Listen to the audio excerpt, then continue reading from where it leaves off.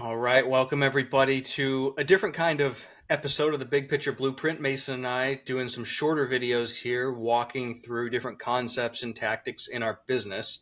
And today we're going to talk about how to lose money in land. Mason, have you ever lost money on a land deal? I have, and it surprises me because I go to all these land conferences where everyone talks about how they've never lost money on deals, and Never. I definitely have. And I don't know if it's because I'm dumber than everyone or I've done more business than everyone. So who's to say? But we'll teach you guys what not to do today. Yeah, I've lost money on a number of them as well. Nothing too traumatic, but it certainly happened. I know you have a great example of our first big one, which is access. You want to tell us about your real case example? Oh yeah, yeah. So and I'll pull up the map so you guys can see it here in a second. But this was a two-lot deal that I bought in Pagosa Springs, Colorado, a few years ago. Didn't think I could really lose money on it because I was looking at the comps. The comps had direct road access. Mine did not have direct road access, but I was getting them at what I thought was a steal. Thought I was going to be able to probably double my money or at least make a little bit of money on. Worst case scenario, break even.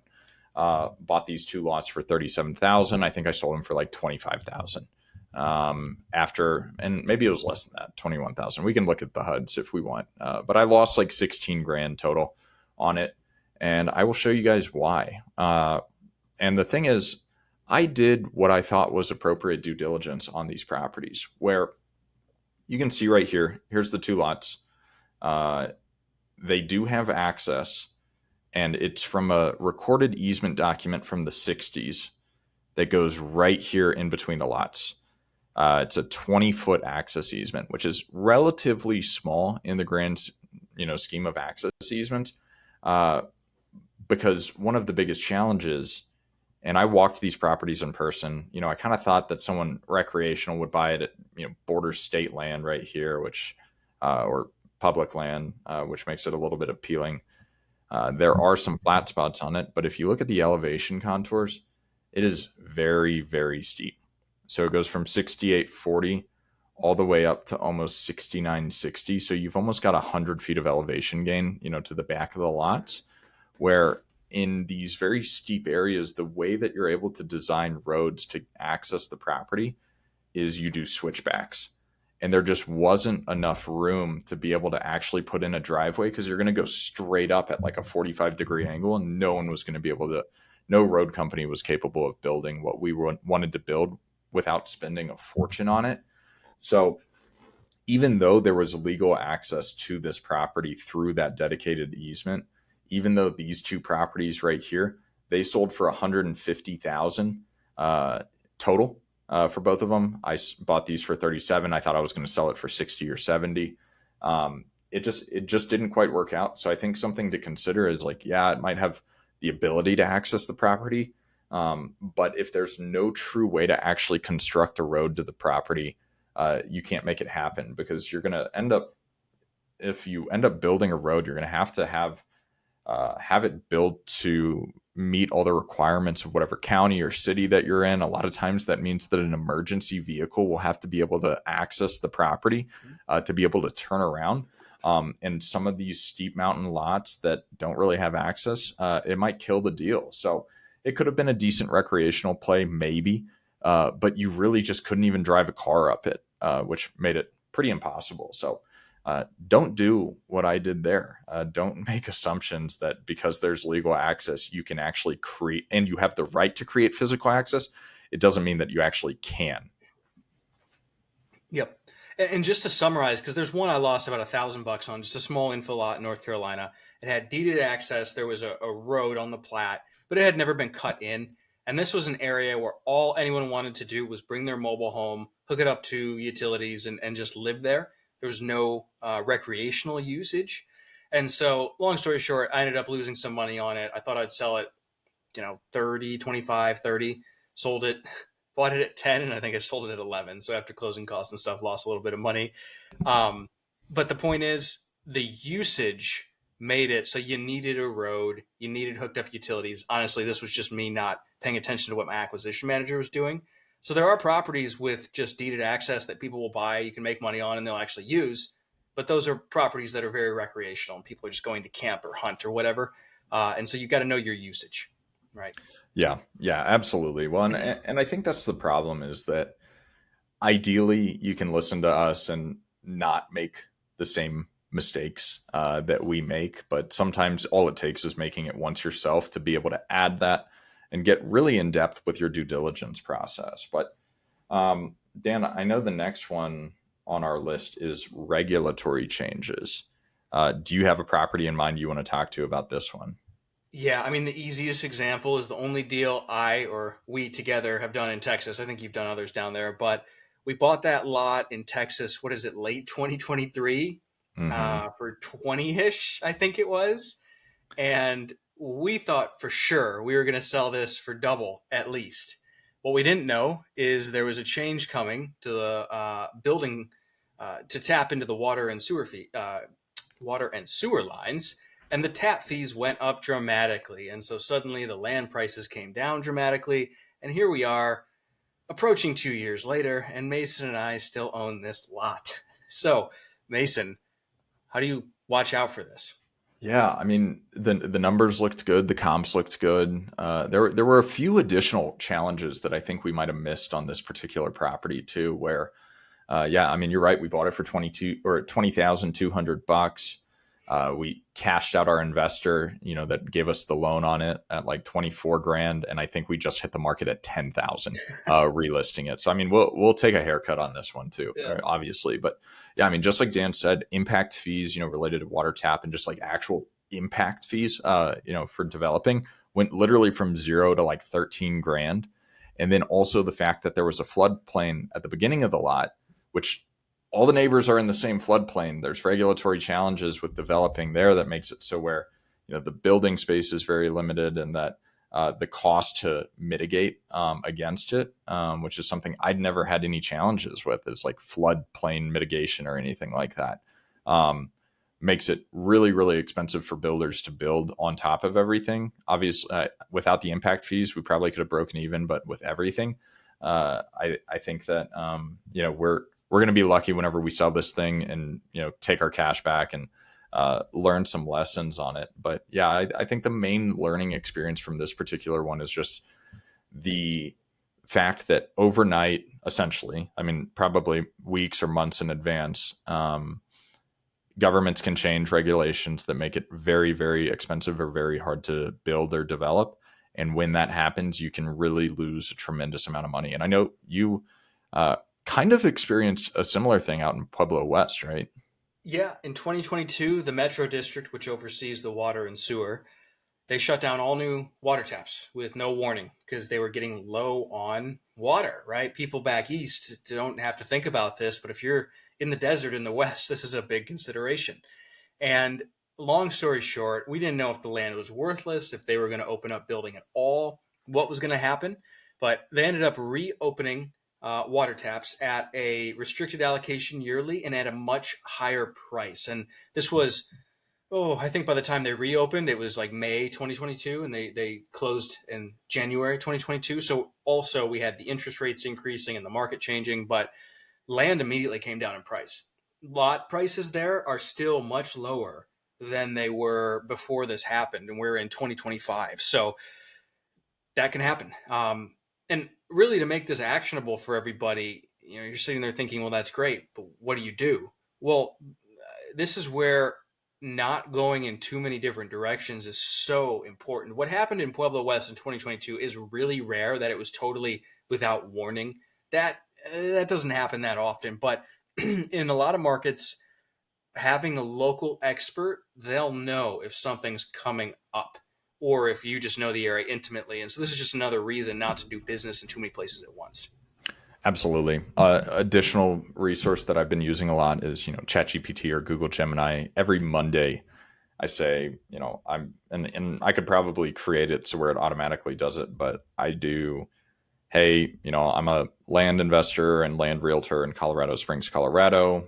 We focused on blah, blah, blah, explain the business, give me a snapshot market update of, what's going on with listings, inventory, any major development projects that are going on that can, impact demand in certain areas. and any legislation recently passed or currently ongoing that may impact my business in any way possible. And that right there gives me a great snapshot of any laws that might be related to anything kind of real estate related, and do that in every market that you're doing business in. And I have it create it for me in like a newsletter format. So I'm, sitting on the toilet or whatever, reading the newspaper, and it gives me all the updates that I need. Yeah. But let's talk about another way to lose money. And this one's fresh on my mind because this is my worst loss to date. And I think I've only actually lost money on 3 deals. But here's one of them. I lost like 43,000 on this. Ouch. Which, no matter where I'm at in business, I never want to operate in a way that I lose 43 grand on one particular deal. And the thing is, I sold it for what I bought it for, but since I had, people involved, lenders involved in it, and then closing costs and everything, that's what really, really added on. So,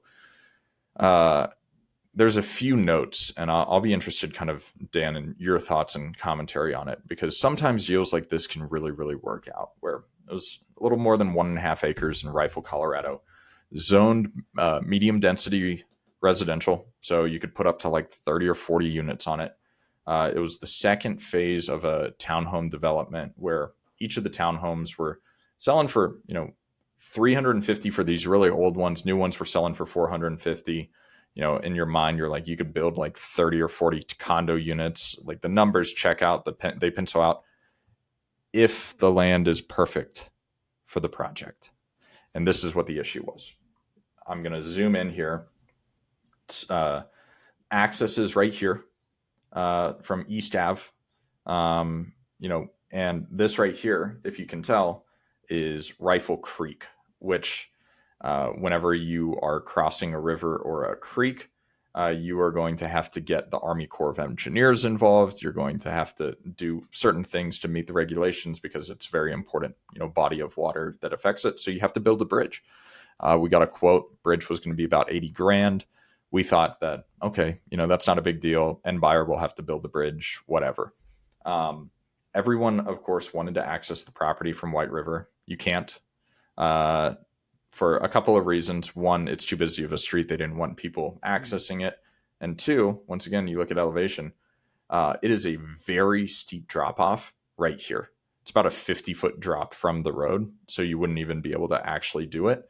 And with that steepness, with the creek running through it, the ability to build turns into a space about right here. And that's with building a bridge. And that means you could probably build a duplex or two.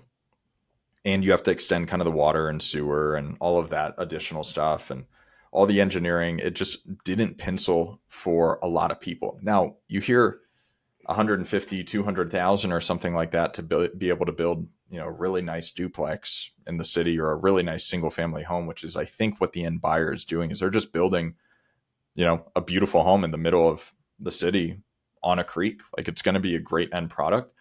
But this weird space, a couple of reasons. One, or that I want to like break down here, and Dan, then I want to hear your thoughts on it, is the purchase price of the land initially went to market around 400 grand.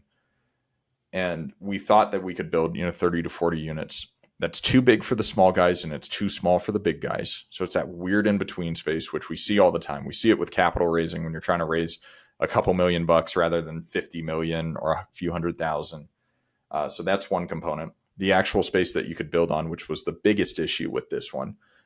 We just didn't have that much buildable space. And then 3, I think the uniqueness of the product being the only medium density residential unit or, zoned land in Rifle, Colorado. It just wasn't, a super desirable product with everything kind of combined. But yeah, lost my ass on this one. Lost about $43,600 or something like that. Yeah. Yeah. I think I have dealt with this before. There was a series of lots in Durango we had under contract that thankfully we met with the planning department to make sure we weren't making a misstep. And long story short, it just was not economically viable to develop them, which is essentially the same question, right? Because if that lot was in Aspen, and for anyone who doesn't know, Aspen is one of the most expensive places in the country. I mean, there's $30 million homes everywhere. Somebody would probably spend the money to do those improvements and still buy that lot at a high price. Whereas in Rifle, Colorado, there's a need for housing, but it's not a ton of rich people. So it just wasn't economically viable. And so, in hindsight, Mason, would you have spent more time on the phone with the county, or what would you have done to have found this in your due diligence to not have made the mistake? I think the thing is, I'm comfortable losing money in business. And what I mean by that is I'm comfortable spending money on due diligence, assuming the deal is not going to work out. And we'll talk about soils testing. We'll talk about different things that we do, in the due diligence process that is so normal in like the actual construction industry and so abnormal for the land flipper, because so many land flippers like are stoked to make 2 or 3 grand on one land flip deal, where I should have engaged an engineering firm and determined the highest and best use and done like an actual feasibility study, spent 5 grand on it, because I would have rather spent 5 grand as just operating costs on the business than lose 40 grand. Because the thing is, if I had done a feasibility study, I could have maybe determined, okay, we have to do a bridge. This is going to cost this much. We have to do all this extra stuff. It was originally platted for 9 additional townhome units. That wouldn't have worked. We can build a nice single family home on this. And we could have gone back to the original seller during the due diligence period and said, hey, failed due diligence. We can pay 40 grand for this lot, because I sold it for 150. And so if I had bought it at 40 or 50 grand, which there's a good chance I might have been able to, if we had been like, look, we already spent 5 grand on due diligence. We want to buy this, but dude, you are not going to be able to get that much money on or off market on it. Go list it with a realtor or something like that. And then we, take our loss on the due diligence fee and walk away. So, Yep. Yeah. Real quick, actually, it's funny enough. We had one last year that we bought that needed a bridge.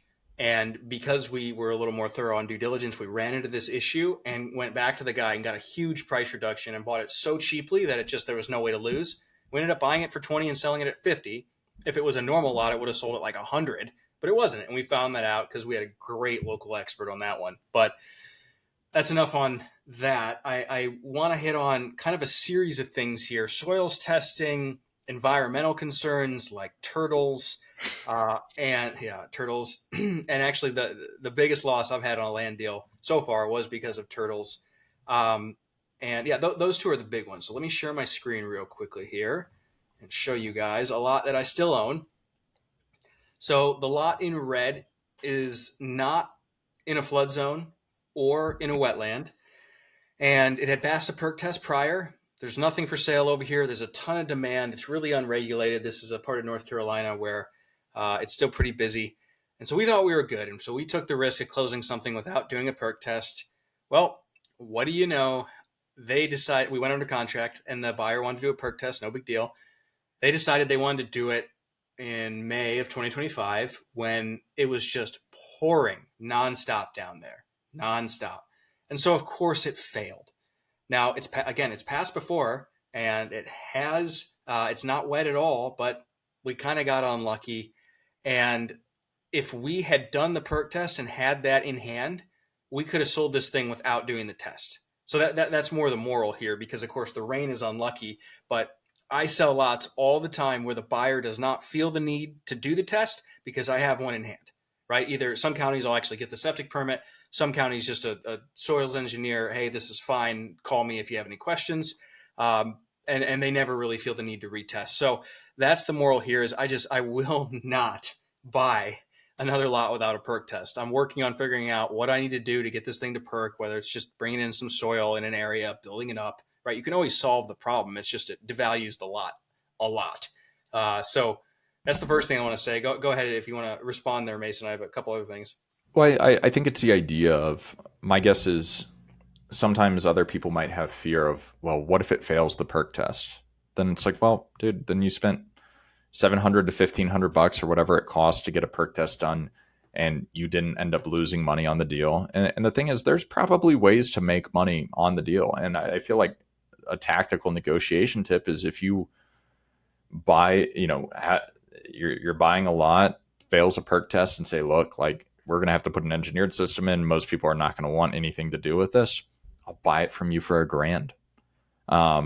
And sometimes people will say yes to stuff like that. And so that it's just something to consider of, like, worst thing that can happen is people say no and you spent a couple $100 on not losing a few thousand.